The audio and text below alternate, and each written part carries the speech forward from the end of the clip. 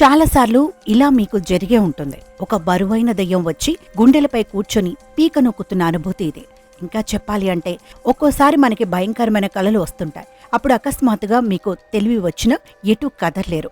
ఏం చేయలేని పరిస్థితిలో కూరుకుపోతాం. ఆ సమయంలో మీరు తలను కూడా పైకి కదిలించలేరు. ఆ సమయంలో గట్టిగా అరవాలని అనుకుంటారు, కానీ మాట పడిపోతుంది. శబ్దం బయటకు రాదు. ఛాతిపై బరువైనదేదో ఉన్నట్లు అనిపిస్తుంది. సాధారణంగా ఇలాంటివి జరిగినప్పుడు దెయ్యం పీడిస్తుందని, గాలి సోకిందని పెద్దలు భావిస్తుంటారు.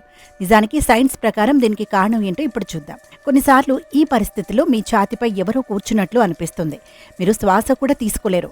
కాబట్టి ఇది భయానక కల కాదు, దెయ్యాల వలయం కూడా కాదు.